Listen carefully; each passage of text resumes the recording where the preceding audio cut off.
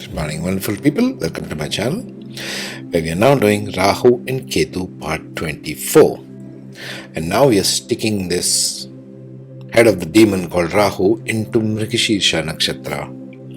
Now, Mrigashira, you got to understand, falls in two signs, half in Gemini and half in Taurus. So we are talking on the opposite side. Ketu will fall between Sagittarius and Scorpio. So right there, Ketu is transiting from a water sign, from a fire sign to a water sign. Remember the Gandanta point, right? Ketu is undergoing transformation. Something from the past life is being solved. The karma is being solved by Ketu in these axes.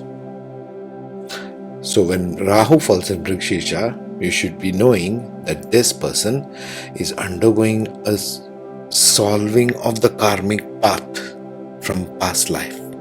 Okay, so what does Mrigashira Nakshatra mean?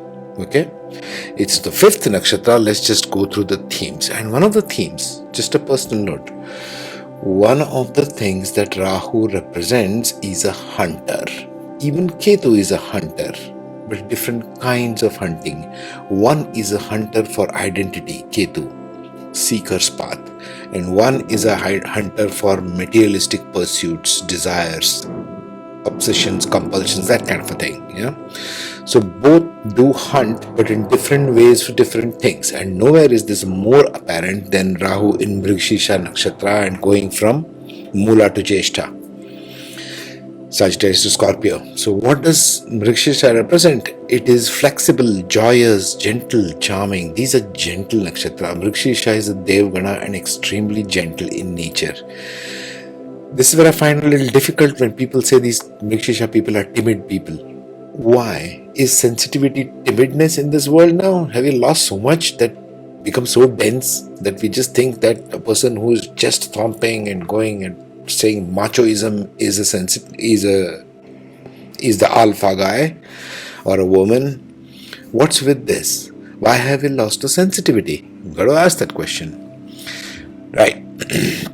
So Mrigashira means the head of a deer, so it's already hunting. And Rahu is also hunting. And so is Ketu hunting. Everybody is a hunter, so it's hunting for different things. What is it hunting for? It can be fixated, it can be extremely self-indulgent. Forest and nature can be calming. Mrigashira means the head of a deer, like the deer is constantly but softly searching. They can be searching for what? Continuous calling in relationships, in spirituality, in profession, in partners, in knowledge, in going overboard.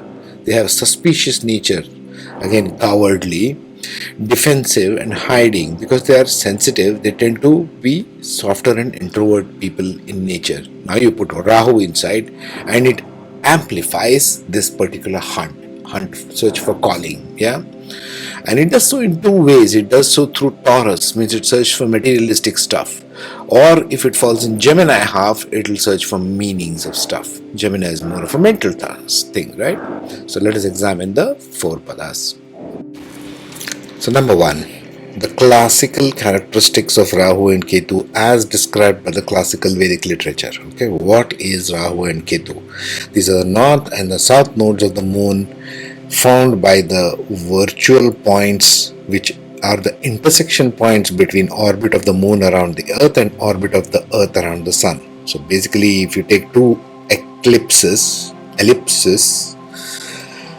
will form two intersection points. Yeah. So these two intersection points are called the north node and the south node. They are virtual nodes, although they behave like planets, and we shall see why in a minute. So who is Rahu? The symbols are there, like a horseshoe and the reverse horseshoe, right? This is typically how it is portrayed in Western astrology, so I'm using the same symbol here. Rahu is mythologically depicted as the severed head of a demon, symbolizing constant, endless, insatiable hunger and appetite, be it sensual or physical, yet it is unable to hold on to or grasp it. Rahu is the one who constantly wants something. Think of it as a live head only, not the body. Okay, so it can't hold on to anything or be satisfied even if it gets that thing, since it has no arms or body or stomach. Right? just a head which is alive. This gives Rahu the title of Bhogakaraka, or meaning one who is after sensory materialistic pursuits. So think any earth sign, for example, they want sensory materialistic pursuits. Or think any of the signs, literally, whatever they are after, Rahu wants that and wants that very badly and goes after it with everything. This is an energy in us, by the way. It is not a planet, it's a virtual node, but it will behave like a planet, which we shall see why. So it is unable to satisfy that hunger or hold on to anything, even though it gets something. It wants to move on to the next, and then to the next, and then to the next. This is why Rahu is also called as the guy who wants foreign things, not of the native land or not of what the person is natively born in. Why? Because of that insatiable hunger. There's always insatiable hunger to go after one thing after the another without being able to hold on to it. That's Rahu. Ketu, on the other hand, is mythologically depicted as the severed body, the remaining half of the demon, symbolizing constant, endless, insatiable search for identity. It is looking for the head, but it doesn't have a head. So it is looking for that identity. Everybody's identity, ego is centered in the head, what you look like, right? It is also seeking for true purpose, sense of self. As a result of this, it tries to hold and grab onto everything that it can find its hands on, because it has got hands. Ketu has got hands. It's trying to hold on to everything, but it releases immediately because it knows that's not the head. It's like trying to grasp onto everything, thinking, oh, I want this, or I am this, I am that, I am this. Not getting any identity because it's not finding the head there. Since it has arms and walks everywhere, it goes around through life walking from place to place, people, situations, circumstances, but not knowing who or what it is. It doesn't have a head. This is why Ketu is referred to as Mokshakaraka, or the seeker's path, the one energy in us which seeks something. That's why Ketu is called the Mokshakaraka. Now this is the classical interpretation. Okay. Now we shall see how this plays out in the modern interpretation. Very important to connect the bridges. Now here you have the Rahu Ketu general characteristics as modern interpretation. This I have borrowed from the book Light on Life by Robert Soboda. Excellent book. I have put it in the community tab if you want to go through it or purchase it and read it. I seriously suggest that. Okay, the north node of the moon, Rahu. What does it become because of the characteristics which classically is told in the texts? What does Rahu lead to in the modern context? Rahu is responsible for originality, individuality, independence, insight, ingenuity, inspiration, and imagination on the positive side. Because Rahu and Ketu both love to explore foreign stuff, things out of the box, things not taught by tradition, Rahu and Ketu will be anything but traditional. Okay? Think of it as something foreign to the culture, to the way you are taught things. Looking for original stuff. If there is one singular force that is responsible for creating everything that we keep modernizing, so to speak, thinking out of the box, it is this. That's why it's important to pay attention to this. Okay, back to this. So Rahu on the downside leads to confusion, escapism, neurosis, psychosis, deception, addiction, vagueness, illusion, and delusion. This is the downside. Now how this plays out and why we'll have to see individually in the charts. We will see that. Okay. Ketu, the guy with only the body, no head there, gives us the feeling of universality, impressionability, idealism, intuition, compassion, spirituality, self-sacrifice, subtleness, on the positive side. On the downside, it can lead to eccentricity, fanaticism, explosiveness, violence, unconventionality, amorality, iconoclasm, impulsiveness, and emotional tensions. This is on the downside. This is what it plays out, and Rahu Ketu is typically an axis, like it is shown over there, right? Rahu Ketu, let me remove myself for the time being from that axis. Okay, there you are.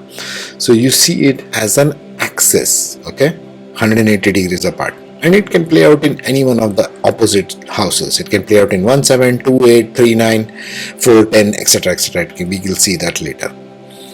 But this axis becomes a definition point of where in your life, in your different houses, are you looking for these two aspects, and they are always opposite to each other, as you can see. Okay, to stand opposite to each other.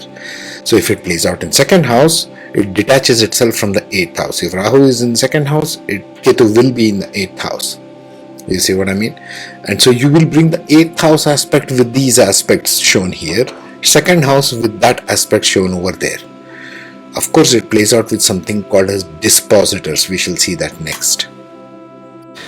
Now, if you go to a traditional Vedic astrology, they will go on and on endlessly about dispositors. What the hell is a dispositor? It's an invented term by the Vedic astrologers. It has no meaning of its own. It shows the disposition. And what's the story on this? Rahu and Ketu both are enemies of the sun and the moon. This is the basic principle. So it has the solar aspect and the lunar aspect. The solar aspect is called the dispositor, and the lunar aspect is the nakshatra, which gives the entire characteristics and the ball game of Rahu and Ketu. Okay? The solar or the dispositor means, since Rahu and Ketu are enemies with the sun and do not have a full identity of their own, remember it's a virtual node, it is not a planet. They both do not have any planetary characteristic individually. So they take on the identity or the disposition of the lord of the zodiac sign that they sit in, and borrow the attributes of the house from which that lord sits in. Suppose Mercury is in the third house, okay, and Rahu sits in the house of Mercury somewhere else. So it will borrow the attributes of Mercury sitting in that third house and bring it to that particular house, wherever Rahu is sitting in. Got it? Nakshatras. Since Rahu and Ketu are enemies with the moon and do not have a full identity of their own, individually they take on the shade of personality. Nakshatra is essentially a shade of personality. It's coloring of a personality. It's seeing the world through different colored glasses that they sit in and borrow the nakshatra traits and attributes which color their propensities.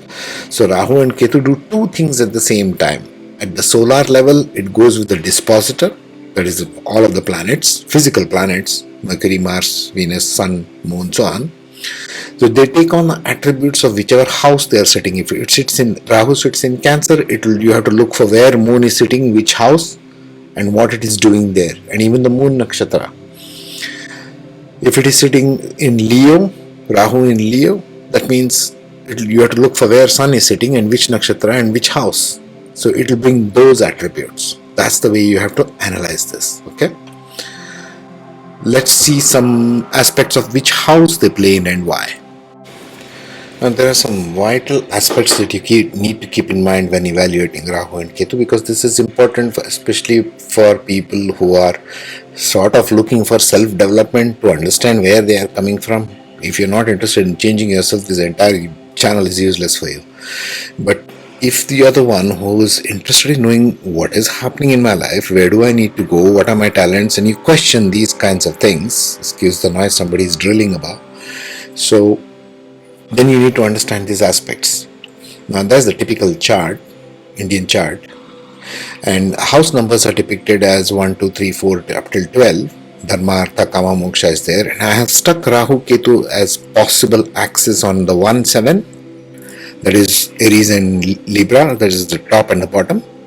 So either it can go to house number 1 or 7. Rahu Ketu can be reversed, it's okay, it doesn't matter. Or in 4 and 10. Now 1, 4, 7 and 10 in Vedic astrology are given very vital importance, because they are the foundational aspects that define who you are, that define how you operate in life, throughout life. So these become crucial. Why? The 1-7 axis affects, if Rahu and Ketu fall on there, has a direct effect on your self and other concept. 1 and 7 is self and other. How you relate to yourself and how you look at the world around you as others, including the spouse, because 7th house is the house of the spouse, but also others. So how you develop through life and how you develop a relationship with others. So it defines who you are in a very broad sense. 1-7 axis of Rahu Ketu. The 4-10 on the other hand, 4th house being the house of the mother, 10th being father, 4th being home, 10th being career. You see, this has all kinds of implications. which define who you are. The 4-10 axis has effects on the heart versus mind. Mind is the one who goes out there in the world and being used in the career, right? You dissipate your energy as the mind in the external world. Heart is your home center where you feel comfortable. Home is where the heart is, that kind of a thing. So heart and home is affected by this Rahu Ketu axis. Again, Rahu and Ketu might be reversed. Rahu might be in the 4th, Ketu might be in the 10th, or vice versa. Same way with 1 and 7. But these are the vital relating aspects of Rahu and Ketu. Now what about the rest of the houses? Now rest of the houses are called Trikona or Kona in Sanskrit, right? These are the things that come and go in your life. Let it be 2nd house, 3rd house, 5th house, 6th, 8th, 9th, 11th and 12th. These are the things that come and go in our life, through your entire life. These are things that are added into, subtracted from us. But this is not us. 1, 4, 7 and 10 is us. Everything else is secondary, which revolves around you as life comes and goes. All other axes depict what attachments and detachments we have towards different areas of our life. That's all it is. They are less significant in terms of Rahu and Ketu when compared to 1, 7, 4 and 10 axis of Rahu and Ketu. Please remember this. When you're evaluating, you just have more propensity towards one part of life and less towards others. Rahu is attachment, Ketu is detachment. Rahu is expansion, Ketu is reduction. And they stand opposite to each other always. Right? Now let's take the cases one by one.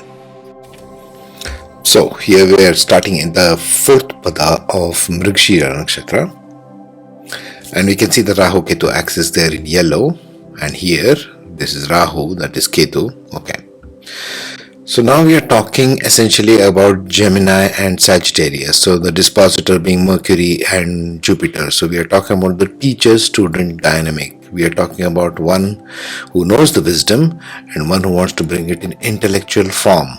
Now the Rahu in natal is sitting in Gemini, in Mrigashira, so it is hunting. It is hunting for meaning. It is mental in nature.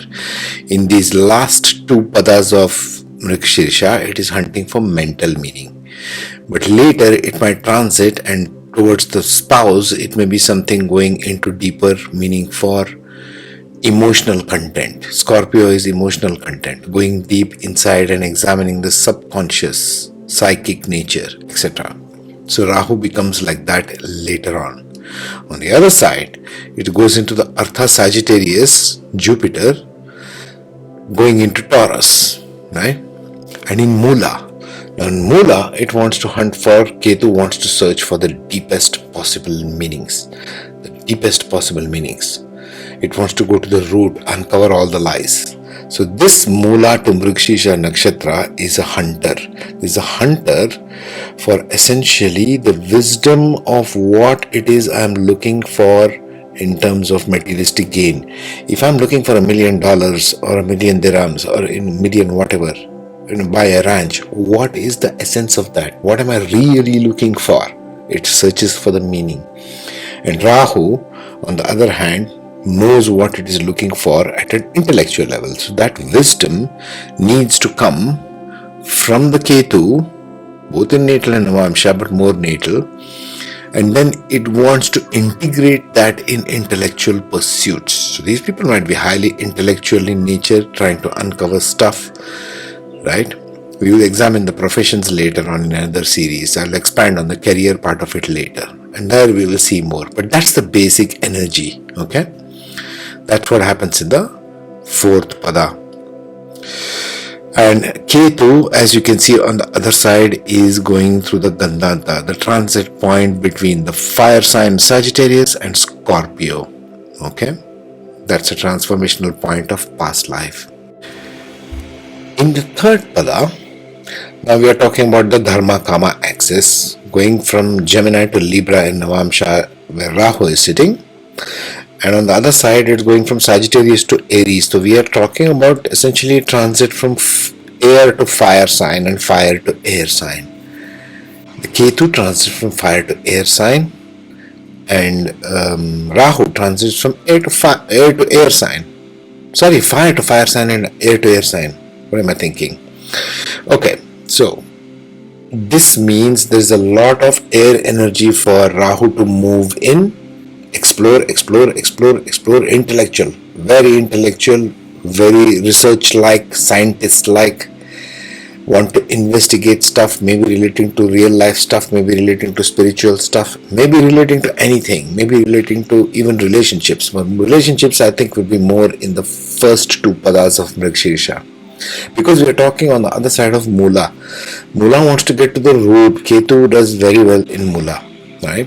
So it wants to search for the root of my passion. Why am I searching for what I am searching? That's the key word. That's the key line over here in this axis, in this particular axis. Okay? So that's what it does over here. What happens in the second pada? Because now we are going into Taurus, and Taurus is a materialistic person. He's a lustful person. Okay, so let's see what happens there. So in the second pada over here, Rahu sits in Taurus. Now it has transited to Taurus in natal Navamsha. Okay, so Rahu does extremely well in this first two padas because it is a materialistic sign, and Rahu is a Bhogakaraka. He is a materialist. He wants stuff. He wants relationships. He wants sex. He wants good stuff, cars. He wants land. He wants money. So Taurus, he does well. Okay, it expands that area.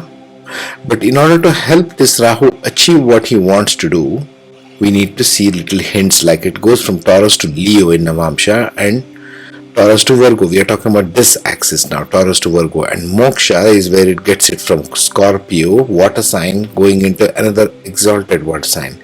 So Scorpio is transforming into a higher form of water sign in Moksha Pada. So this Ketu is quite intense, but it's in Jyeshtha.